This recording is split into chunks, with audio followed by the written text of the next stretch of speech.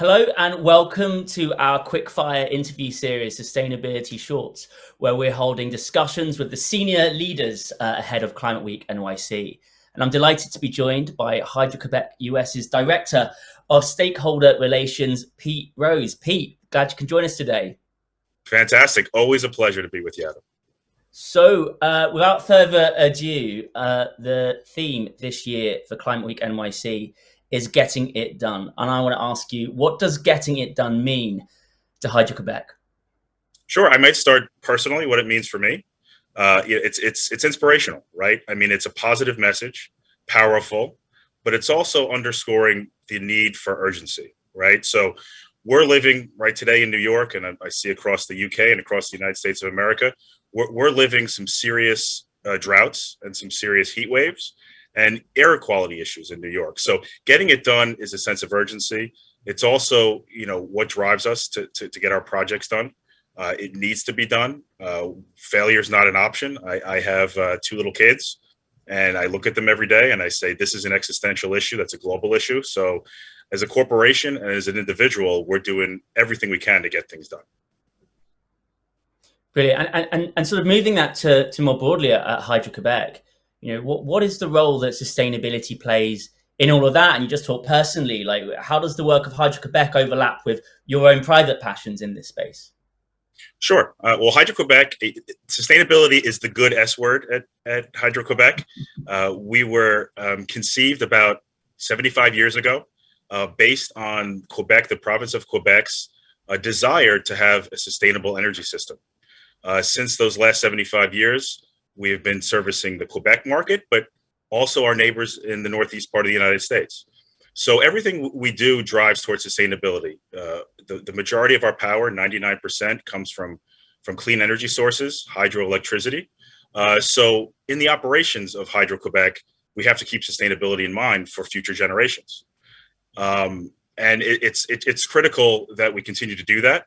Sustainability for us also, we're very proud this last year, for the third year in a row, we have been ranked #1 in Canada on Corporate Knights list of most sustainable companies, of best corporate citizens. And it goes above and beyond the low carbon energy source that we have.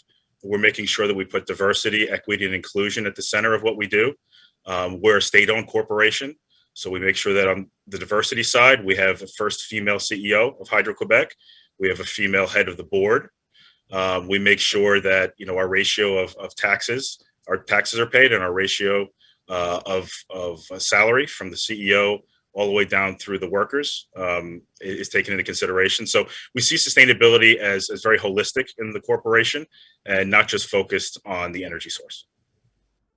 Brilliant. And obviously, Hydro-Québec, you were part of some really big announcements made last year at Climate Week NYC, bringing sustainable energy right through down to New York City. And that's naturally got a lot of interest. You talked there about, equality, diversity, and inclusion. I wonder, there's going to be a lot of interest about projects that you're working on to do this. These are big projects. What would you say to people who are maybe sort of skeptical about the full impact that large-scale projects can have in the community? And what sort of things are you doing to sort of help address that and allay any of those concerns? Sure, no, I appreciate that. Yeah, the Champlain Hudson Power Express was announced 1 year ago by Governor Hochul. Very proud. It's a project to bring clean energy from Quebec into New York City, and we're getting it done. That's what we're proud of. So this was announced a year ago. The project is permitted, it's contracted, and we're beginning this year. And in order to get to that space, Adam, this takes a lot of time and a lot of collaboration. So we've, over the last decade, have been collaborating with stakeholders both in Quebec and in New York. It just goes to show what needs to get done to get a big project like this done. It's going to provide 30% of New York City's power. It's a big deal.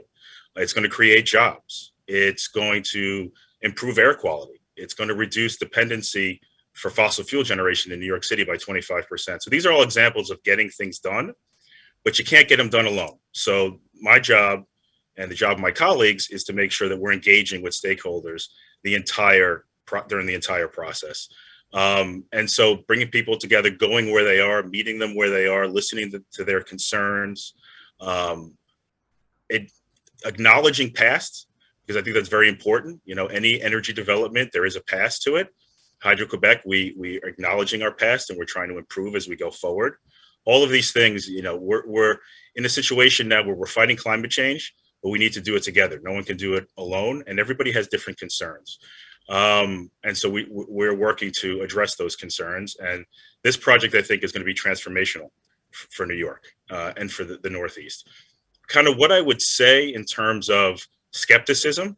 I think skepticism is easy in this day and age. I mean, we go on social media a lot and it's full of negativity. I think, skepticism, a healthy amount is good. Too much skepticism is counterproductive. I think people should be holding companies, governments, community leaders accountable, but at the same time be fair. So I've realized it's very important to have climate and energy literacy. And that's something that I think is extremely important as we're making this transition and fighting climate change, is that, given these short social media clips that we go through and how we consume information, it's critically important we keep open dialogue and that each individual informs themselves. So that's what we do day in and day out. We're meeting with people, we're answering their questions, we're listening to their concerns. So this is an iterative, long process, but one that's necessary to achieve the goal.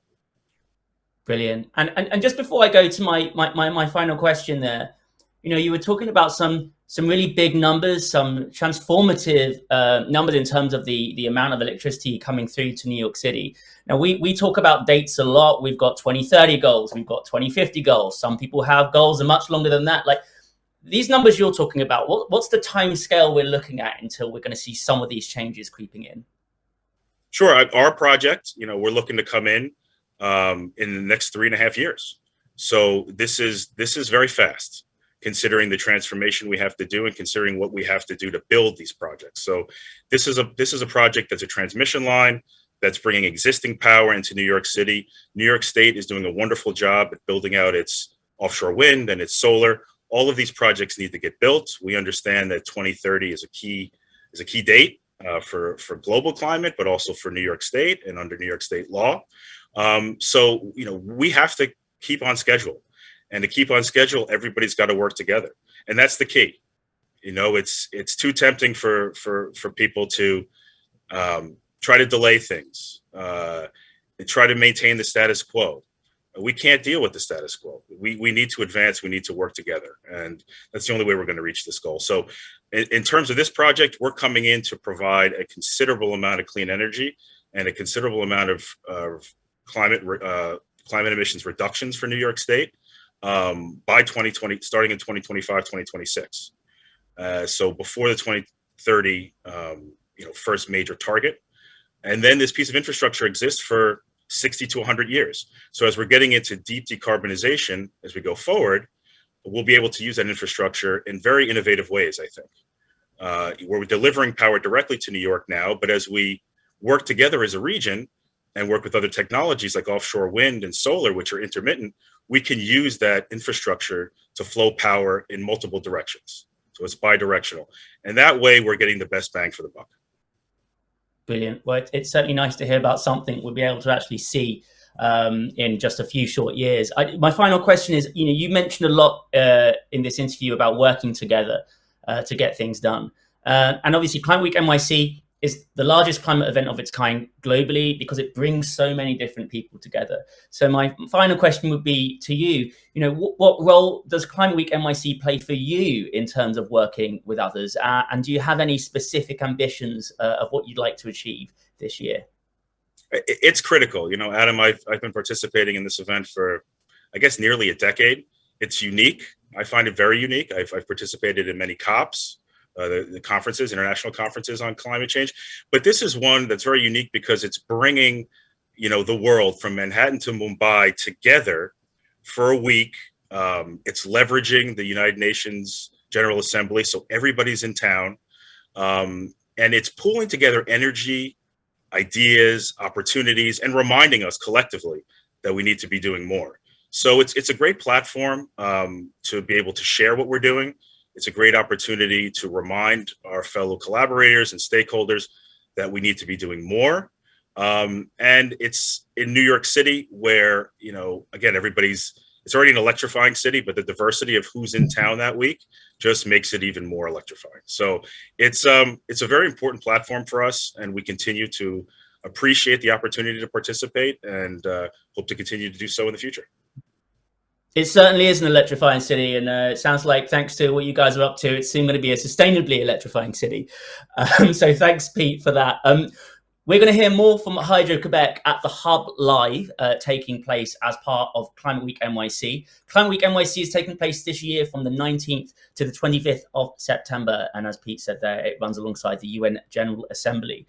You can find out more about the work that Hydro-Québec is doing in the US, as well as the wider program at Climate Week NYC, on our website. But all that leaves me to say is thank you, Pete Rose, for joining us today, and look forward to seeing you at Climate Week NYC later on this year.